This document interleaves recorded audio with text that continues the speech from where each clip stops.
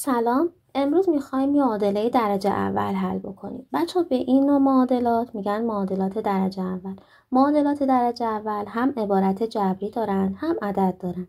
خب این معادلات ما برای چی میخوایم حلشون بکنیم؟ چون دنبال مقدار x هستیم و مقدار x اینجا برای من مجهوله.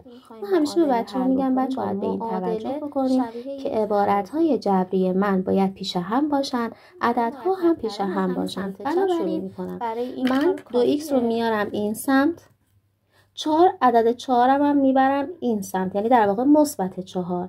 بچه ها عددها و کلا متغیرها یا عبارتهای جبری علامت دارن. شما از سال هفتم به بعد عدد صحیح رو میخونید. بنابراین وقتی عدد من میاد این طرف تساوی یا عبارت جبری میره اون سمت مساوی، لباس به اصطلاح لباس عددم عوض میشه، یعنی مرتب کردن این معادله. مساوی که سر جای خودشه، 4x رو من سر جای خودش این قسمت مساوی قرار میدم. مثبت 2x باید بیاد پیشش، علامتش تغییر میکنه، میشه منفی 2x. این ور مساوی منفی 10 سر جای خودش میمونه. مثبت 4 رو میبرم پیش منفی 10، علامتش عوض میشه، میشه منفی 4. حالا اینجا فقط باید یه جمع و تفریق ساده بین عبارتهای جبری و عددی رو من اینجا انجام بدم. خب علامت دو تا عدد متفاوت، اختلاف علامت دارن، از همدیگه کم میشن با علامت عدد بزرگتر. 4x منهای 2x میشه مثبت 2x. منفی 10 منفی 4 هر دو هم علامت هستن و جمعشون میکنیم با همون علامت منفی، میشه منفی 14.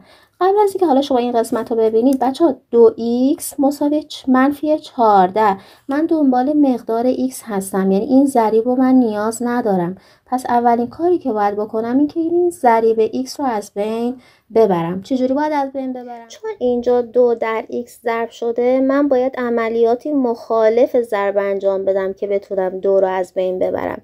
یعنی باید بیام 2x رو تقسیم بر مثبت 2 بکنم. هر کاری برای این قسمت مساوی انجام دادم برای اون سمت مساوی هم انجام میدم، یعنی منفی 14 رو هم تقسیم بر مثبت 2 میکنم. خب اینجا 2 با 2 ساده میشه، جواب میمونه x. اون سمت مساوی 14 با 2 ساده میشه، میشه 7. مثبت در منفی هم که میشه منفی. خب الان من اینجا مقدار x هم مشخص شد، برابر منفی 7. بچه ها x برابر منفی 7 یعنی چی؟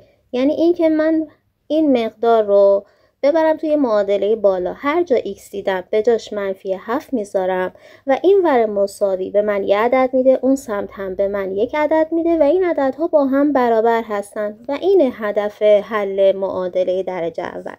خب حالا میشه به من بگین چرا ما به این معادله، به این نوع معادله ها میگیم معادلات درجه اول؟ لطفاً بر من کامنتش کنید. مرسی.